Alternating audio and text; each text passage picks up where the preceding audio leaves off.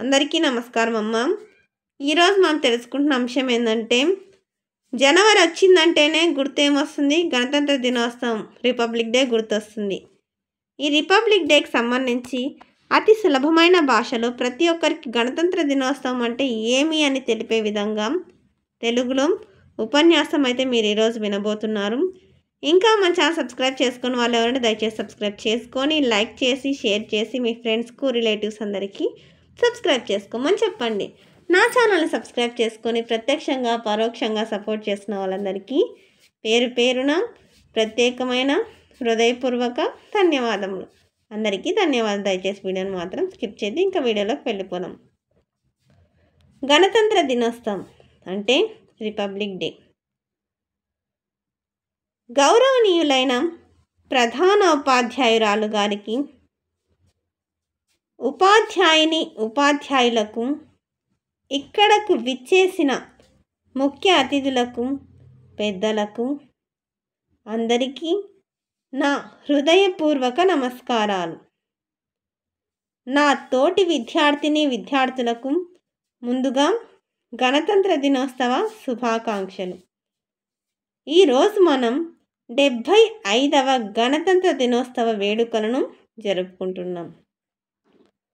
ప్రతి సంవత్సరం జనవరి 26న భారత గణతంత్ర దినోత్సవం జరుపుకోవడానికి ప్రధాన కారణం ఏమిటంటే, 1947 ఆగస్టు 15వ తేదీన భారతదేశానికి స్వాతంత్రం వచ్చినప్పటికీ మన దేశానికి సొంత రాజ్యాంగం లేదు. భారత రాజ్యాంగాన్ని రూపొందించడానికి డాక్టర్ బిఆర్ అంబేద్కర్ అధ్యక్షతన కమిటీని ఏర్పాటు చేశారు.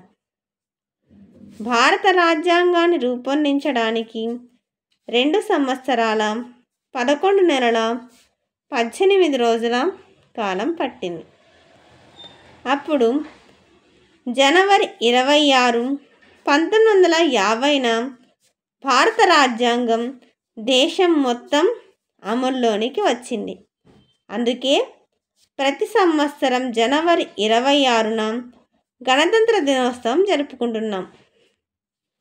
మన రాజ్యాంగం ప్రపంచంలోకెల్లా అతిపెద్ద లిఖిత రాజ్యాంగం. ఈ రాజ్యాంగం వల్లనే మనకు స్వేచ్ఛగా జీవించడానికి హక్కులు లభించాయి. ఇంకా మనం ఇంత స్వేచ్ఛగా ధైర్యంగా బతకడానికి మన సైనికులు, మన దేశ స్వాతంత్ర పోరాట ధీరులు ముఖ్య కారణం.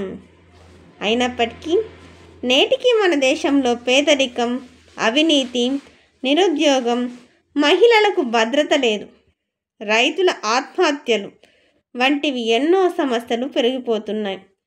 వీటిని అధిగమించడానికి మనందరం కలిసి పోరాడాలి. నాకు ఈ అవకాశం ఇచ్చిన పెద్దలందరికీ కృతజ్ఞతలు తెలుపుకుంటున్నాను. మరి ఒక్కసారి అందరికీ గణతంత్ర దినోత్సవ శుభాకాంక్షలు. అందరికీ ధన్యవాదాలు. దయచేసి వీడియోని మాత్రం స్కిప్ చేద్దామా. నా ఛానల్ని సబ్స్క్రైబ్ చేసుకొని ప్రత్యక్షంగా పరోక్షంగా సపోర్ట్ చేసిన వాళ్ళందరికీ పేరు పేరున నా ఛానల్ని సబ్స్క్రైబ్ చేసుకొని ప్రత్యక్షంగా పరోక్షంగా సపోర్ట్ చేసిన వాళ్ళందరికీ పేరు పేరున ప్రత్యేకమైన మనస్ఫూర్తిగా హృదయపూర్వక ధన్యవాదములు తెలుపుకుంటున్నాను. అందరికీ ధన్యవాదాలు. దయచేసి వీడియోని మాత్రం స్కిప్ చేయొద్దున్నాను. ధన్యవాదములు.